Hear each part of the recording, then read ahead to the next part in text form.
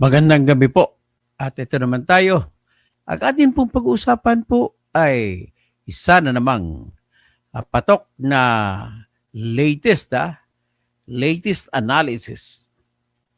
So ngayon, ang ating pag-usapan ay patungkol sa kay Digong Duterte, ano na mangyayari kaya sa kanya doon sa ICC. So ito yung ating pag-usapan sa ngayon. Yung pag-utos ng ICC sa prosecutor o kalaban niya na sagutin ang motion ng mga abogado ni Duterte na parang kung tawagin sa Pilipinas ay katumbas ng motion to dismiss. Kaya ito po, i-discuss natin at sasabihin natin na talagang bumanat na gumagana na ang kamandag ng tamang argumento. At bago ko itutuloy, nais ko lang po sabihin na yung nabasa ko po yung argumento ng mga abogado ni Digong Duterte ay malakas na rin. Halos kapareho ng aking argumento, ang aking mga justification, pero mas mayroon akong justification na hindi nila ginamit. So, yan po yung update sa ngayon.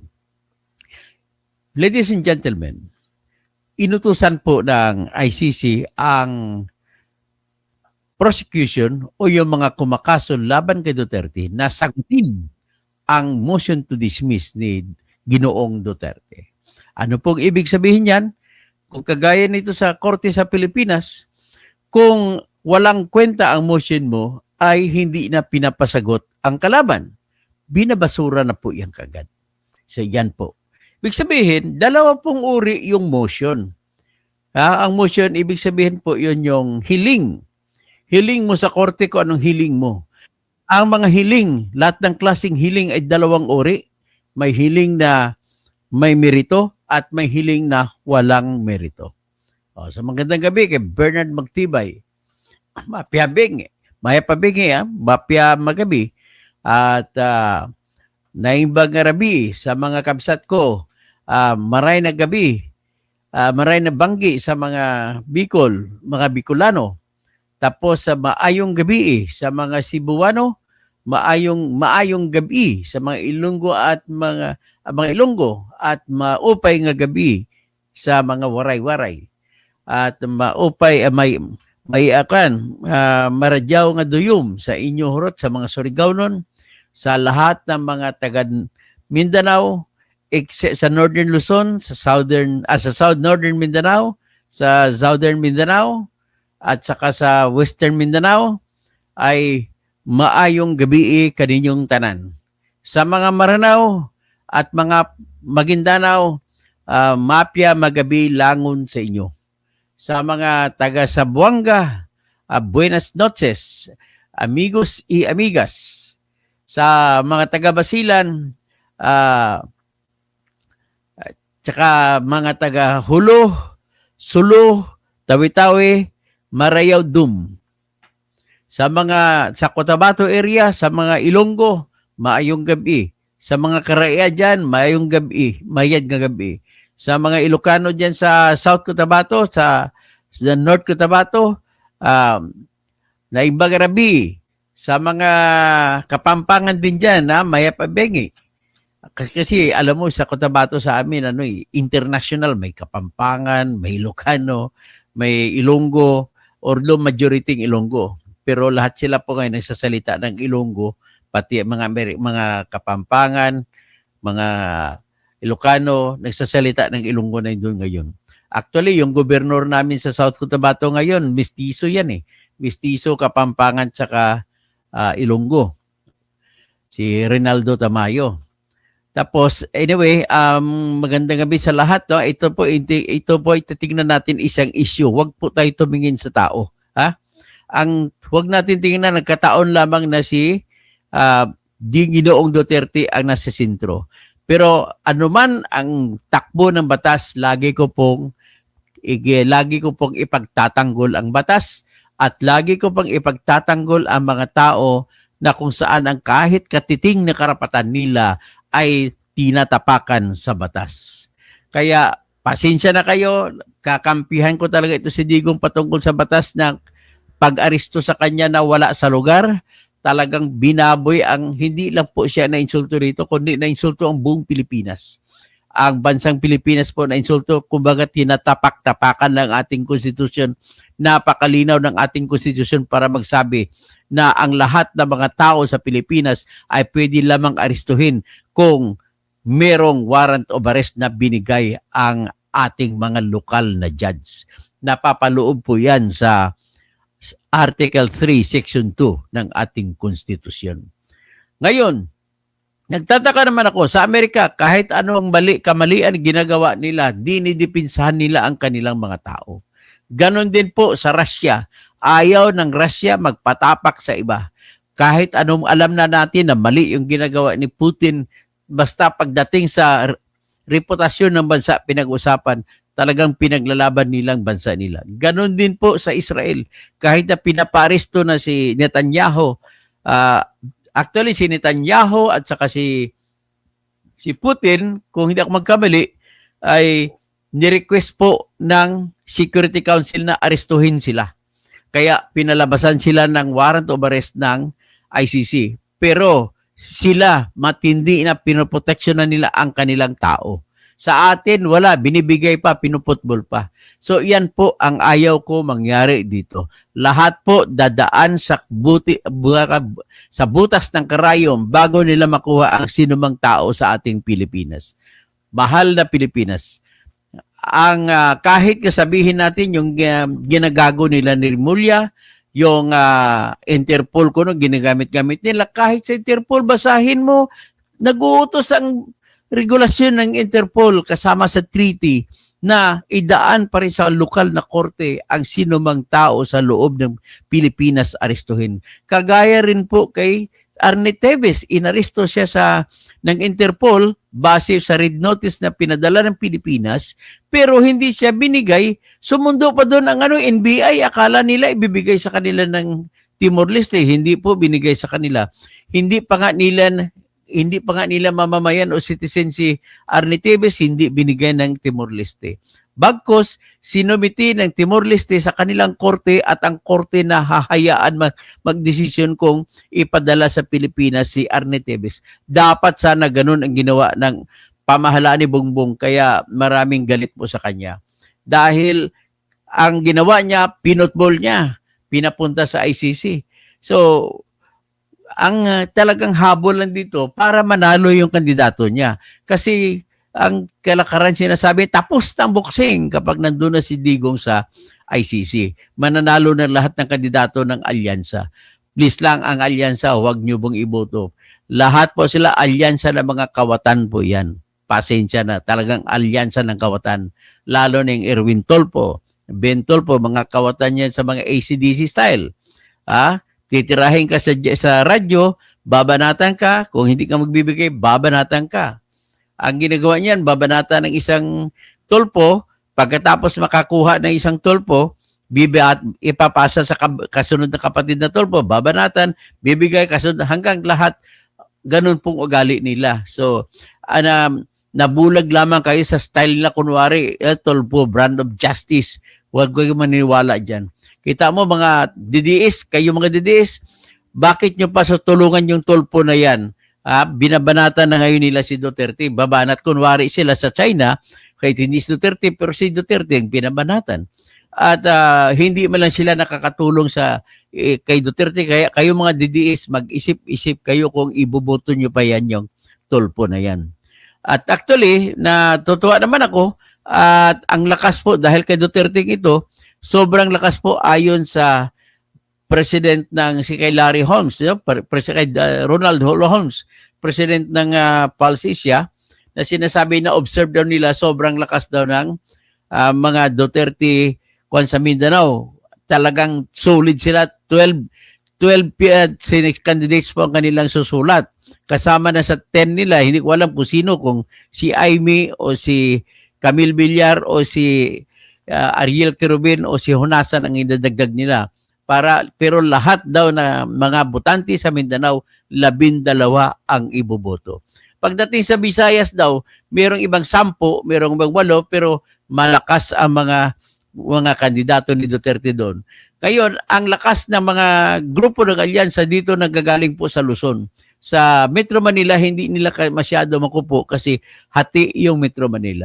Ngayon, dito sila sa balance of Luzon sila mga hati. Kaya yan, napaka-importante ni Digong Duterte ngayon. Ang ating pag-usapan sa ngayon ay patungkol lamang po sa sinampa na motion to dismiss nitong mga abogado ni Duterte. Ngayon, ang huling utos, ito po yung huling utos ng ito po yung utos ng ICC. Ipakita ko po sa inyo yung utos ng ICC.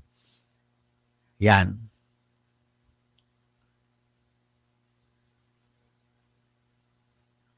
So, yan po ang utos ng ICC. Palaki natin. Yan na ang title niyan. Ay Order Setting Time Limits for Observations in Relation to the Defense Challenge with Request to Jurisdiction. Yan. So, anong sinabi dito ng mga pre-trial court judges? Sinabi nila na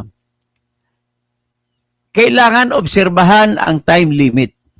At inaksyonan ng ICC pre-trial chamber judges ang motion ng abogado ni Duterte. Ang ibig sabihin lamang po nito kung sa Pilipinas, kapag pinasagot ng abogado ang kalaban base po sa motion, ibig po sabihin malakas ang dating ng motion. Dito, kung ganun pinasagot ng ICC ang kalaban, ibig sabihin po napakalakas ng dating ng motion ng mga abogado ni Duterte. So, yan nakalagay. At Senate dito, basahin natin yung order ng ICC pre-trial judges. On May 1, the defense filed the challenge under Article 19.2 of the Rome Statute. Ang ibig po sabihin ng Article 19.2 ay doon po sa Article 19 paragraph 2 ay nakalagay po na kung saan ang nagbibigay ng karapatan sa akusado na magsampa ng motion to dismiss or motion to para ipawala, i-challenge ang jurisdiction. So, yan po ang karapatan ng sino mang akusado sa ilalim ng Article 19. Ngayon, para siguro maklaro kasi dami nagdududa sa akin, baka kwento-kwento ko lang yan, ipapakita ko ngayon ang Article 19.2. Itong Article 19. Ito ay nagbibigay lamang ng karapatan sa akusado para magsampa ng motion to dismiss. Okay? So, kukunin ko muna yan, ipapatong ko muna yung ipapasok ko muna yung tinatawag na Article 19.2. Yon, para makita nyo lamang kung ang sinasabi ko po ay may basehan. Siya nakita nyo po ay Article 19. So, dadalhin ko sa number 1, ang una nyo nakita. Number 1, the court shall satisfy itself that it has jurisdiction in any case brought before it. The court may, on its own motion, determine the admissibility of a case in accordance with Article 17. So, patungkol po ito sa pag-challenge ng jurisdiction ng korte o admissibility. Ibig sabihin po ng admissibility, pwede bang tanggapin ng Rome Statute o ng ICC ang kaso sa isang kaso na nangyari sa isang lugar na kung saan sakop siya ng ICC? Yan ang tanong. Pero kahit minsan sakop pa ng ICC ang mga krimen, nag-iisip pa rin ito kung tatanggapin ang kaso o hindi. Number 1 na konsiderasyon kung tatanggapin o hindi ay kung hindi malang gumagalaw ang bansa kung saan nangyari ang mga krimen, saka palang gagalaw ang ICC. Yan ang una. Pero ngayon, ang iba naman, kung nakasuhan na ng bansa na yon ang isang tao na gumawa ng krimen na sakop ng ICC, ay hindi na sasakupin ng ICC ang kaso kung napawalang sala yung tao na yun sa bansa na yun kung saan nangyari ang mga krimen. At kung may nasimulan din na incident na investigation sa bansa na yun, hindi na makikialam ang ICC. Ganun po yung admissibility. Ngayon, sa paragraph 2, itong sinasabi na karapatan ni Duterte na kumaso. Ayan, karapatan niya mag-challenge ng jurisdiction. Ayan, challenges to the admissibility of a case on the grounds referred to in Article 17 or challenges to jurisdiction of the court may be made by, number 1, letter A, accused or a person for whom a warrant of arrest or summons to appear have been issued under Article 58. Yung Article 58 kasi yan nagbibigay ng pamantayan kung kailan magpapalabas ng warrant of arrest. So, ang isa, ang pwede mag-challenge sa jurisdiction ay yung estado o bansa. Kaya dito sa estado na to, nagsampa yung Philippine government. Tatandaan nyo yun, natalo pa ang Philippine government sa boto na 3-2. 2 ang pumabor sa Philippine government, 3 ang kumontra. Okay. At naisin ko lang, baka magtanong kayo, bakit binasura? Yung 3 na bumasura sa apila nila ni Minardo Guevara at BBM na alisin ng Pilipinas sa ICC na kaso na patungkol kay Duterte ay ganito. Sapagkat hindi man lamang inargumento nila ni Minardo Guevara sa bababang level ng korte ang jurisdiction kaya hindi nila tinanggap. Hindi nila muna pinag-usapan. Tapos ang sa dalawang judge naman na pumabor sa motion nila ni Guevara ay nagsabi, hindi na kailangan sabihin na antayin pa natin na magkaroon ng challenge sa ibaba. Kaya dinesisyon na nila na i-dismiss na ang kaso laban sa Pilipinas. Ganun po yung sinabi. So dito, kahit naman sa Article 15 naman, paragraph 4, nagsasabi na ang pretrial chamber ng mga judges ay pwede magpalabas ng authority sa investigasyon kahit sino pa ang involved basta may reserbasyon o may reserba sa question o tanong kung may jurisdiction o wala, pwedeng i-reserba yun at pwedeng itanong yun ng kahit sino, kahit bansa o yung akusado. In this case, nagtanong ang bansa natin, natapos na at binasura ang tanong sa jurisdiction. Nagtanong din ang si Duterte sa ngayon. Kaya doon po niya kinuha ang karapatan niya. Okay? Balik tayo po sa motion nila na Duterte. Ito.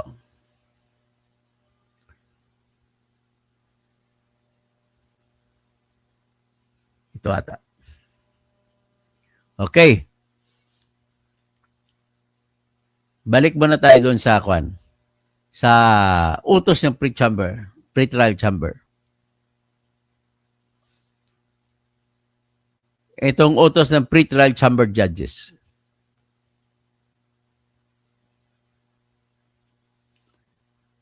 So, sinabi rin ng pre-trial chamber judge na dahil sa Rules 58, 2 and 3 ng Rules of Procedure, ang chamber is seized of a challenge. Kumbaga, tinanggap nila yung challenge sa kanya dahil sa jurisdiction at mapipilitan sila na magdesisyon nito sa proceedings to be followed at isusundin yan at kailangan silang gumalaw ayon sa anong utos ng Rules and Procedure ng International Criminal Court. So kaya, including the allowing the prosecution. So allowing, ibig sabihin, papayagan ng prosecution na sumagot. Ganon po binanggit dito. So recalling the assignment of the Office of the Public Counsel for Victims at binigyan din ng karapatan ang mga biktima na sumagot kumontra sa motion i-dismiss ang author ang kaso ng ICC. So binigyan lahat ng pagkakataon. Pero nag-set ng time limit ang ICC na kung saan kailangan ang prosecution magsumiti ng kanilang sagot hindi huhuli pa sa petsa na June 9. Okay? So, yan ang utos. June 9. So, kaya orders, the prosecution and the office of the, yung sa mga biktima, sa June 9 sila mag-submit, Monday. At pagtapos yan, desisyonan na ng ICC court. So, ganun lang po kasimple. Ibig sabihin lang dito po ay malakas po ang motion kaya binigyan ng ICC ng pagkakataon na titingnan ang motion. At para mabigyan ng pagkakataon, karapatan naman ng mga biktima na sumagot at karapatan din ng prosecution na sumagot. Kaya inutusan din sila ng ICC. Ladies and gentlemen, it is a proof na yung aking discussion dito ay may tulog sila. Na tama po ako. Ako po, magkipag-argumento, hindi po ako nagsasabi na expert ako, pero napag-aralan ko ng gusto ang Rome Statute. Ang aking binabasihan sa bawat salita ko, bawat argumento ko ay batas mismo ng International Criminal Court na Rome Statute. Okay? So ngayon, uulitin ko po na ang tanging basihan kung tatanggapin o ibabasura ng ICC ang kaso kay Digong ay ang Article 12, Section 2 lamang ng Rome Statute. Yan lamang po ang pagbabasihan. Wala nang iba po. Dahil po sa Article 12, iyon po ang pintuan ng papasok bang kaso o hindi. Ang Article 12 po ay nagbibigay ng pamantayan kailan tanggapin ang kaso na nasa jurisdiction ng ICC at kailan hindi. Yun po ang nakasabi dyan. Ngayon, basahin natin po yung Article 12, Paragraph 2. Kasi maraming kumukontra sa akin. Kasi in the name of arguments and in the name of clarity and convenience, ipapalabas ko rito yung Article 12.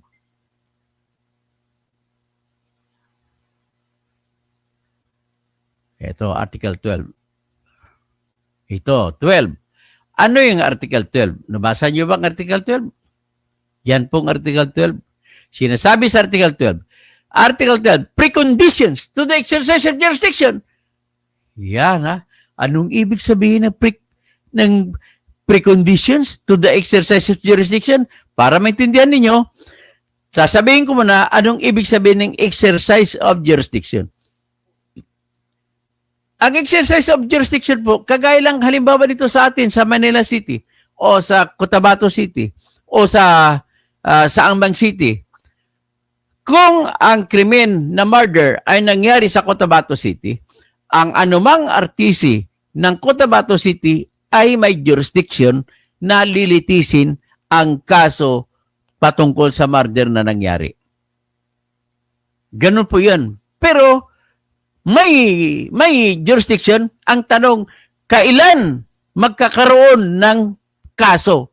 Yan, exercise. Kung may exercise na o kung may galaw o may ganap na ginagawa na ang kaso at binibigay, hinahain sa korte. Yan po, kung kailan magsimula ang exercise, ay yan po ang tawag dyan.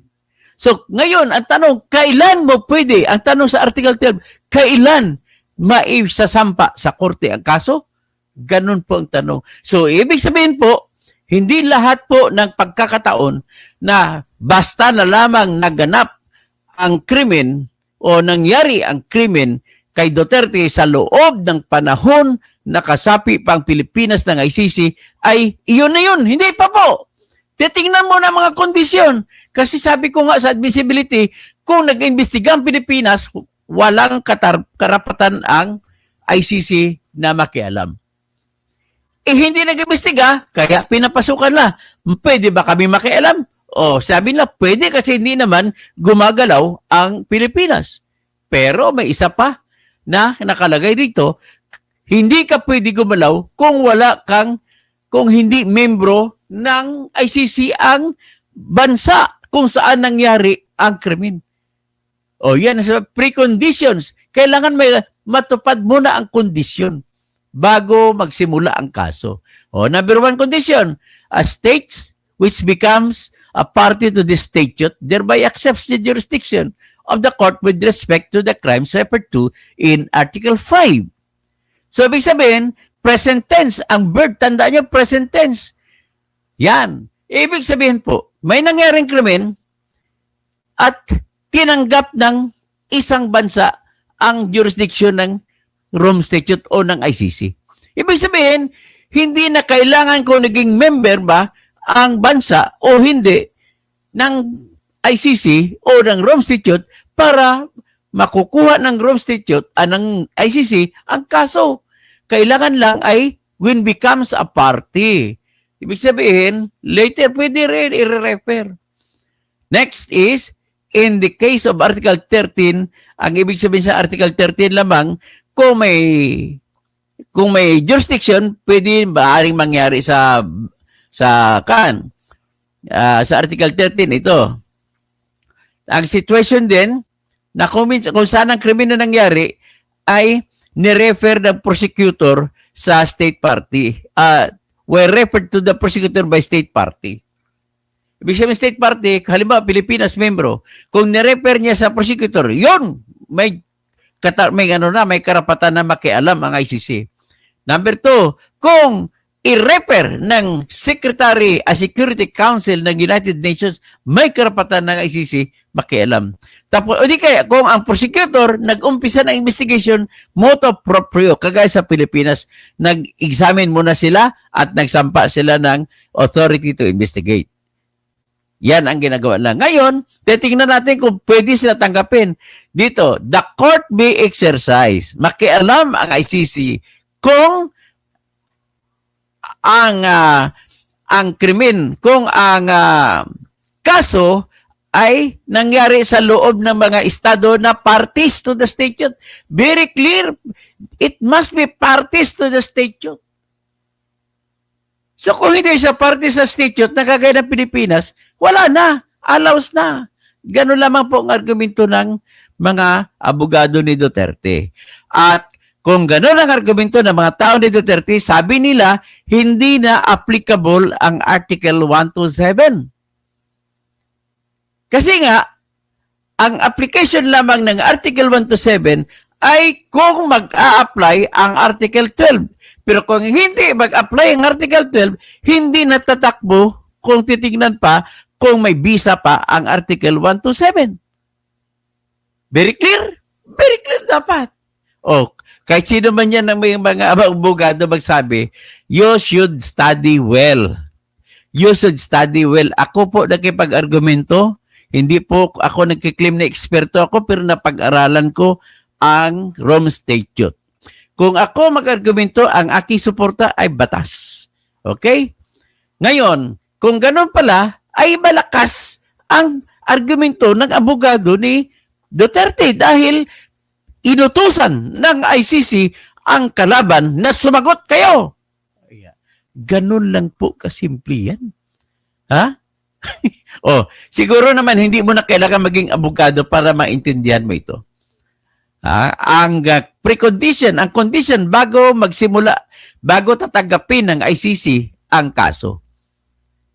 Ang tinatanong po dito, nais ko ma-call ang attention ni Attorney Cristina Conte at saka ni Attorney Joel Butuyan, saka si Attorney Gabriel Andres at saka si Justice Secretary Boying Rimulya, lahat ng abogado sa Pilipinas, pati si ex-Justice Antonio Carpio saka ex-Justice Adolfo Ascuna, this is the only way.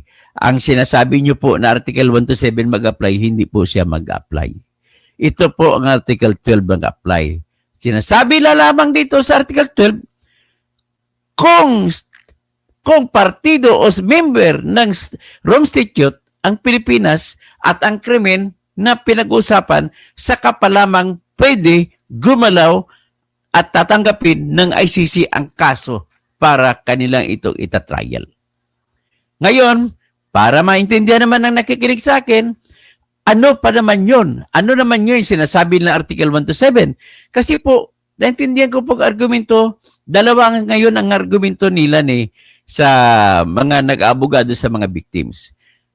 Ang unang argumento nila sa Article 1 to 7 na nagsasabing Article 27 that there are matters, any matter under consideration by the court at the time na member pa ang Pilipinas ng ICC.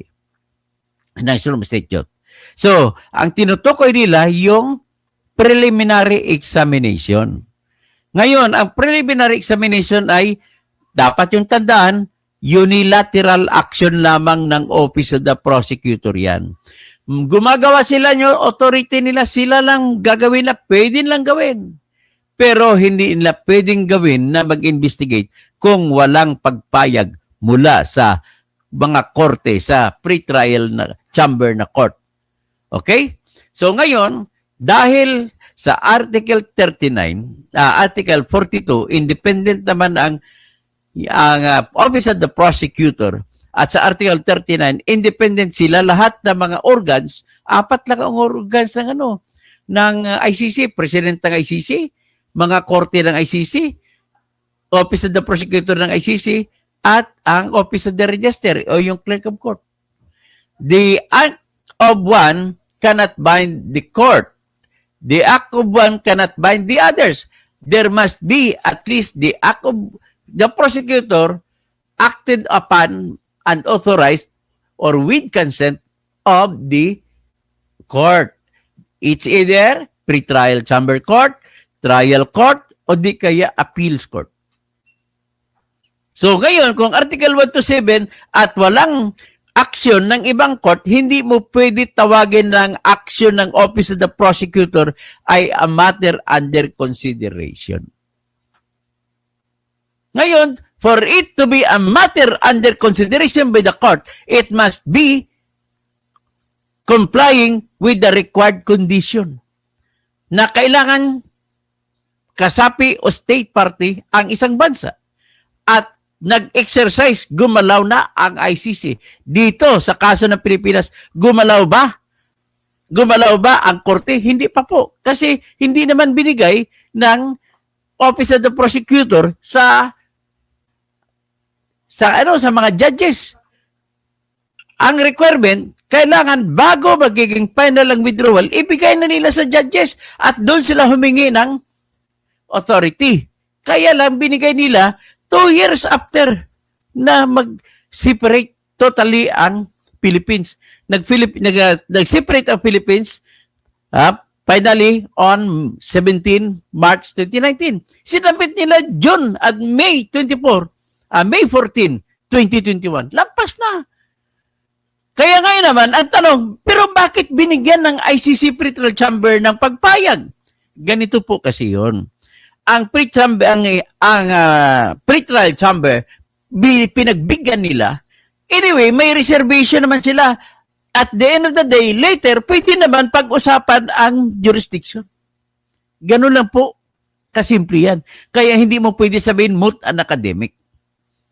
Okay? So ngayon, challenge nila Minardo Guevara yan. Una, ginawa nila Minardo Guevara sa sugo ni BBM ay humingi muna sila na i-defer muna ng ICC ang aksyon sa kanilang pangako na mag-investigate naman kami. Ang problema, lumampas ng 1 taon na hindi pa rin nag-investigate ang Philippines. Ibig sabihin, patulog-tulog si BBM, si The Junior, patulog-tulog din si Minardo Guevara, patulog-tulog din ang mga Justice Department, si Remulla. Dapat si Remulla nag-utos na mag-investigate. Hindi niya ginawa.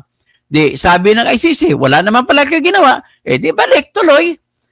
Ang pinag-usapan po sa panahon na challenge ni Minardo Guevara at ni BBM ang jurisdiction ng ICC, pag-exercise ng jurisdiction over the Philippines, ang pinag-usapan po ay nag-request lang sila ng huwag muna kayo makialam. Ang problema, yun lang. Tapos, nang nag-apila sila, kasi binasura, umapila sila. Nag-hire ngayon si Minardo Guevara ng isang napakamahal, milyon-milyon ang binayad ni BBM na isang abogada sa Great Britain. Isang British lawyer. Tapos siya nag-argumento. Nung in-argue ngayon ng British lawyer, nag-argumento siya, wala na kayong jurisdiction. Gaya ding argumento ko, wala nang jurisdiction. Kaya nga lang, sa 5 judge sa appeals chamber, 2 lang ang pumayag, ang nakagusto sa kanyang argumento. Sagot na, okay, wala nga jurisdiction, pero ang 3 hindi pumayag. Bakit po hindi pumayag ng 3? Kasi po, ang katwiran ng 3 judge, hindi naman pinag-usapan yung jurisdiction sa pretrial chamber. So, hindi namin gagalawin yan. Ganun lang ho kasimple. Kaya, hindi pa po moot and academic ang usapin ng jurisdiction. Okay? So, ngayon, ang pinaka-shortcut ko na ibig sabihin dito, malakas ang dating ng motion, kaya inutusan ng ICC ang prosecution na sagutin ninyo. Ganun po yun. At bago ako lumabas dito sa aking live na to, nais ko lamang iklaro sa inyo, hindi po ibig sabihin na didiis ako ng dahil lamang sa nakipag-argumento ako sa inyo na gusto ko lamang itama kung ano ang dapat na pagtingin sa batas. Gusto ko rin depensahan ang pambababoy na ginawa nila sa ating konstitusyon na nag-uutos na tanging utos lamang ng lokal na korte ang pagpalabas ng warrant sa kamo lang pwedeng arestuhin ang sinumang tao, Pilipino man siya o hindi, dito sa Pilipinas. Pero sa atin, binababoy nila. Ang binastos nila hindi si Duterte. Binastos nila ang ating konstitusyon sa Article 3, paragraph section 2 na nagsasabi, no warrant of arrest shall issue except upon probable cause to be determined personally by the judge. Ganun lang. Wala kayong hiningi, pumunta lamang kayo sa Pasay RTC, di pa nyo ginawa, Boying Remulla. Tapos, in-apply nyo pang Article 59 na nag-uutos sa Article 59 ng ICC, pag nahuli nyo sinamang tao na may warrant of arrest sa ICC, dalhin nyo sa korte ninyo, sa lokal na korte. Hindi niya sinunod. Sinabi nila, wala na ho, hindi na kasi member ng Pilipinas ng ICC, kaya hindi namin i-apply ang Article 59. Tama ba yun? Nang maling-mali po. Una bes, bakit nyo ginalang ang warrant of arrest ng ICC na nakabase sa Article 1 to 7, sabi ninyo? Pero kung ginalang ninyo ang isang artikulo ng Rome Statute, obligado rin kayo, igagalang nyo ang lahat ng artikulo ng Rome Statute. Kaya obligado kayo, igagalang nyo ang Article 59 na nag-uutos kapag na-aresto nyo sino man, si Duterte man o iba pa, na may warrant of arrest sa ICC, dalhin nyo muna sa inyong korte at ang korte titignan kung tama ba, totoo ba yung warrant of arrest. So hindi, kasi tatawag ang korte ng Pasay, papunta sa ICC, is this genuine? Is this authentic? That's the first. At kung authentic, what's the spelling of the name of the person that you put in there? Sabi nga, oo nga, okay. So now the next task of the Court of Pasay is to determine whether or not the person they arrested was Rodrigo Roa Duterte or Bongbong Marcos. Kung si Bongbong Marcos yung inaresto, hindi pwede. Kailangan si Duterte. Next question to be asked by the court is to determine whether proper procedure or proper process was done by the arresting authorities, the police. Next, the court must ensure that the rights of the accused, as the accused, kahit katiting mo lang ang rights niya, must be respected. Next, it is an order of Article 59 that the accused you arrested is always allowed and must be allowed to avail of the remedies, including the filing of the petition for bail. Makapagpiyansa ba si Duterte? Pwede makapagpiyansa. Why? It is because under our law, Republic Act 9851, nagsasabi na ang crime against humanity ay punishable ng up to 20 years imprisonment lamang. Therefore, as a matter of right, alam ng mga abogado to, makapagpiyansa si Digong. Ganun lang ako kasimple. Hindi pa nyo ginawa, ginalang. O next, ang sinasabi ninyo, may sinasabi pa silang bagong argumento. Yung 9851 daw. Dapat sa Section 17, otorisado doon sila ibigay Pero pag binasa mo ang Article 117 ng, Section 17 ng ating batas, Republic Act 9851, nagsasabi, pwede niya ibigay sa International Tribunal provided may tawag, may kondisyon pursuant to treaty. So, ibig sabihin, kung may treaty, ang Pilipinas sa ACC, ibigay niyo si Duterte, pwede. Saka sakali, pwede. Kaya lang, putol na nga, tumalis na tayo. Hindi na kasapi Pilipinas, wala ng treaty, kaya bawal na rin yun. Boying Rimulya, kaya yan po ang mga dahilan kung bakit inutusan kayo ng ombudsman natin, nakikita ang mga krimen na ginawa nyo, pinapasagot kayo kaagad. Mahirap pang intindihin yun. Tapos ang iyong depensa sa Senate hearing, Mr. Boying Rimulya, napakamali. Sinabi mo, ginawa nyo yan kasi case of first impression. My golly. Pinahiya mong University of the Philippines kung saan ka nag-graduate pag sa College of Law. Tandaan mo yun, Boying. Very basic kahit first year College of Law. Alam na walang sinuman ang makapag-aresto kung walang utos ng korte natin. That's the one. That number 2, to arrest is an exercise of power that prejudices. If anything is prejudiced by an act of an officer, it must comply with the Constitution or law. Pero ang ginawa mo, inaresto mo siya, pinapunta. Kasi magulo ang batas, hindi klaro kung pwede namin gawin o hindi. Boying.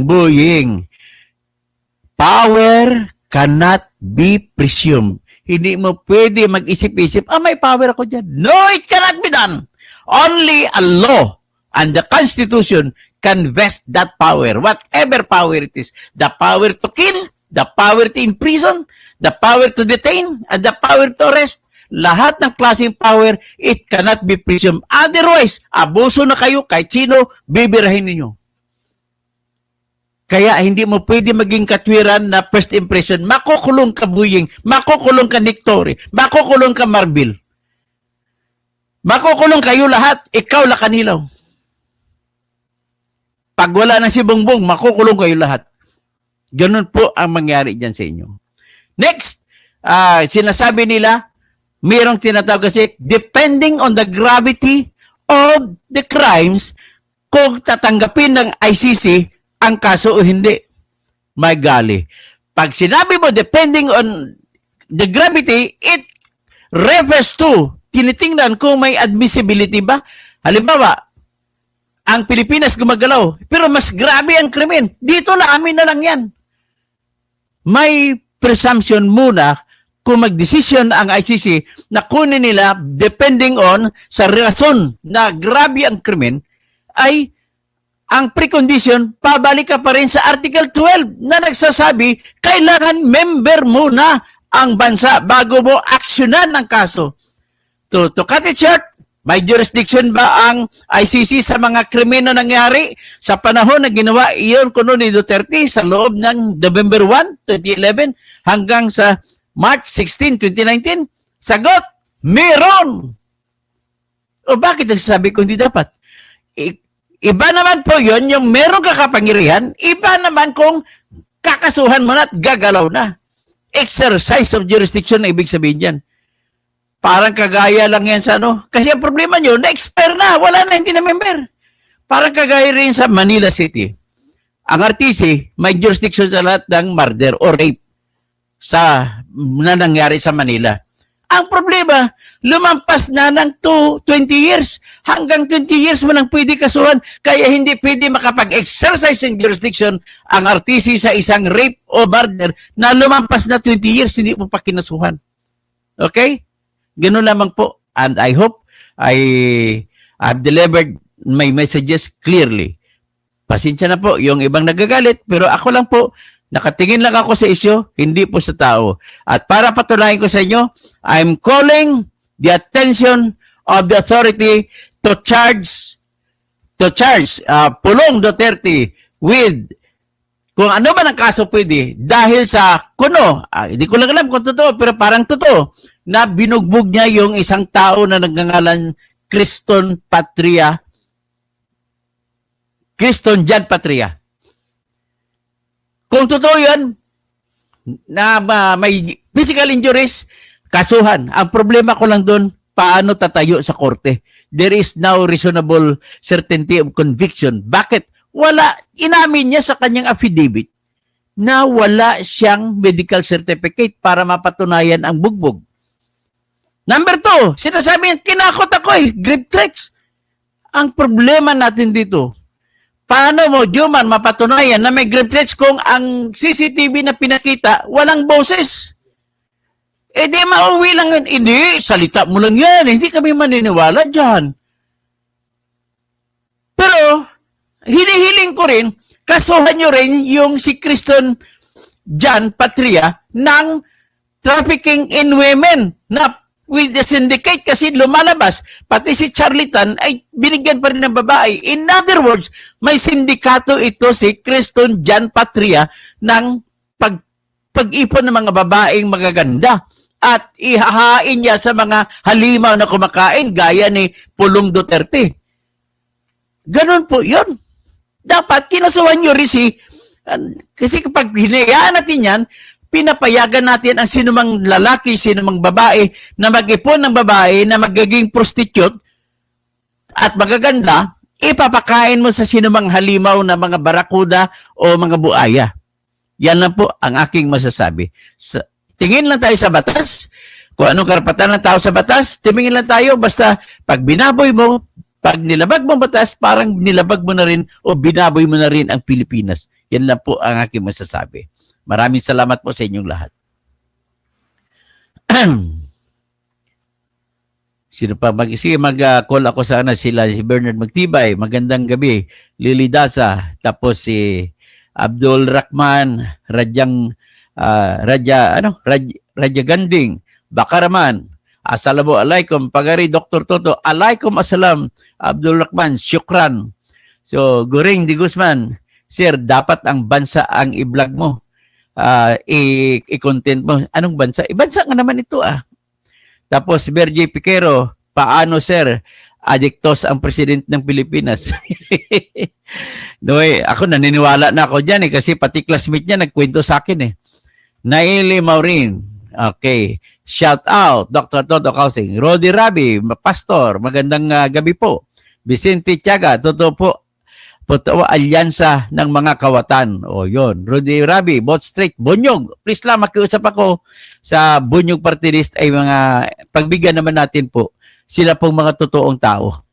At pinaglalaban nito na magtatayo ng industriya sa Pilipinas. Kagaya ng halimbawa, industriya ng paggawaan ng solar panels, paggawaan ng solar batteries, paggawaan ng mga lahat. Kayang-kaya naman natin yan. May technology naman. Kaya natin yan.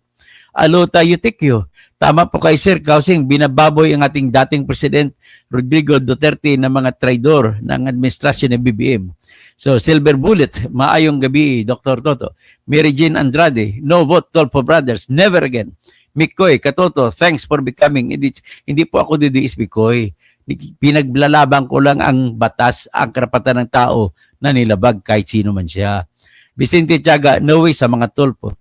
Bergie Piquero, big no to Tulpo's brother, only popular as journalist but no political will at all. Selena Sherwin, never to Tim Bangag.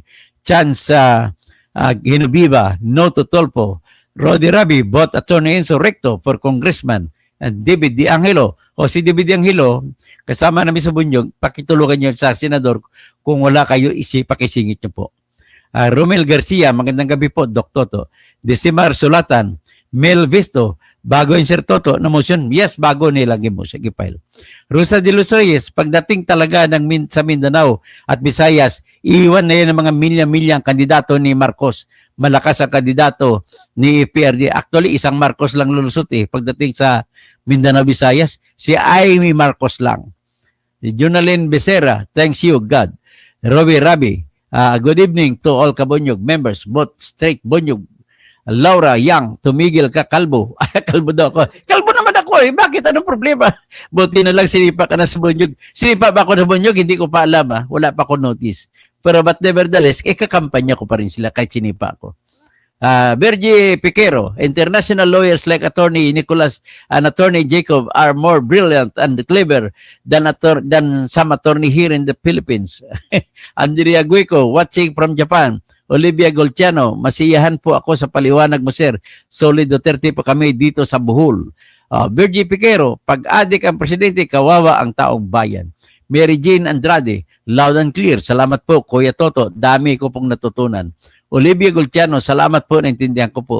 Ronaldo Valerio, salamat po, Dr. Toto, sa mahusay na pagpapaliwanag ayon sa batas at walang bias. Alex Villarmino, buti na lang nakakulong na ang drug lord na presidente. Kung hindi, back 7 pesos na lang ang halaga ng shabu.